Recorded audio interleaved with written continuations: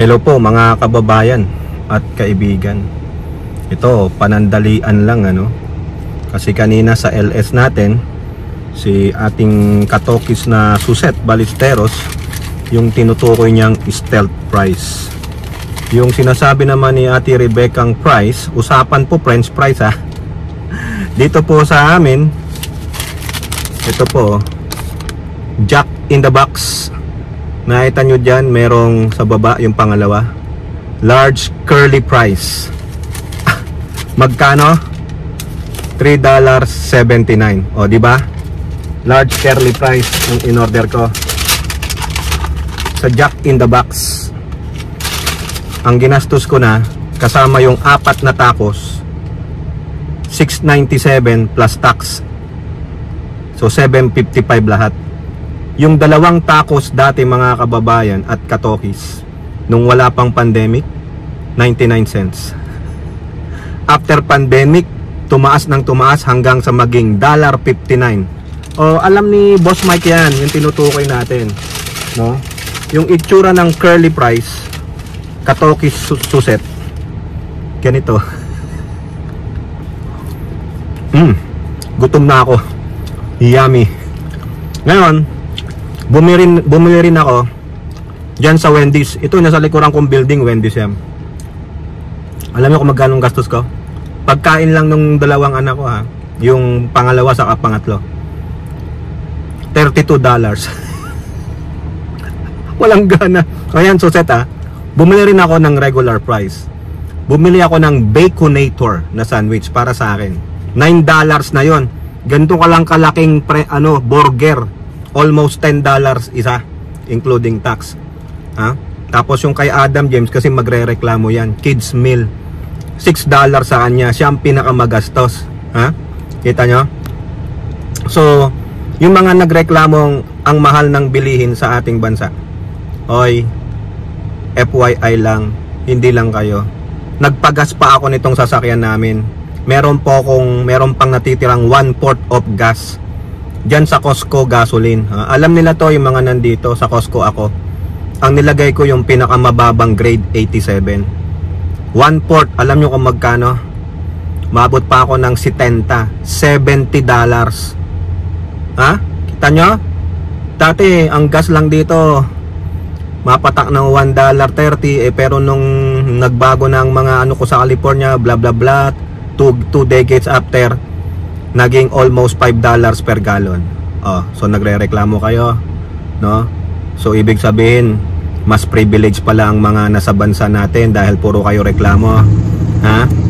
Kala nyo yung mga nakatira sa abroad hindi mataas ang bilihin dahil dolyar ang kinikita?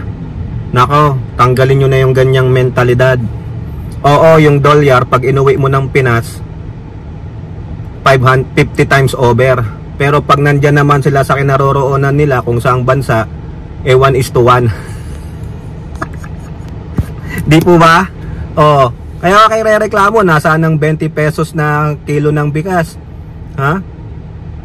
Kung nakakakain ka nga sa Jollibee, may higit 20 pesos gastos mo O di wag ka na kumain sa Jollibee, tabi mo na lang yung 30 pesos mo. O di may 20 ka pambili ng pambili mo ng bigas yung 30. O ilang tao na ang kakain dyan, pang ilang saingan mo na isang araw.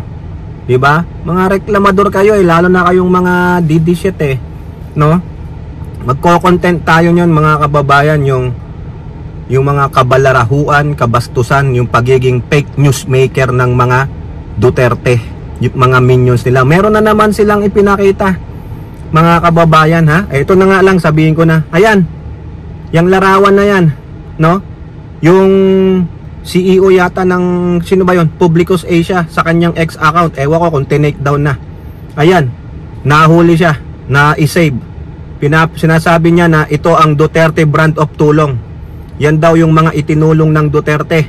Pinapakalat nila. Yung pala, fake news. Bakit nasabi nating fake news? Ayan pa yung quote card ng Pilipinas Today. Fake news. Noong pa pala yung 2022 na yan. Recycled. Tapos sasabihin ganyan daw, yan daw ang tinulong. So ano magiging depensa dyan ng mga kupal na mga Duterte natics mga kababayan? Sasabihin nila, hindi, pinapakita lang namin sa inyo yung mga ginawang tulong nila. O diba, palusot pa more. Ang usapan dito ay yung itinulong sa current situation. Ha? Kung tumulong kayo the previous mga sakuna o the previous years, history na yan. History na yan. Huwag nyo kaming gaguhin, no? Yung ipinamakita nyo mga ganyan-ganyan. Bakit? Pera ba ng Duterte yan? Ha? Pera ba nila yan? Pera ng taong bayan yan. Diba gamit na gamit nyo? Oh, so therefore, wala kayong dapat ipagmalaki pag tumulong kayo ng ganyan. Diba? Dahil hindi nyo naman pera yan. Nasa posisyon lang kayo, kaya kayo nakakuha ng ganyan. Diba? Oh, mga kupal pala kayo eh. Diba?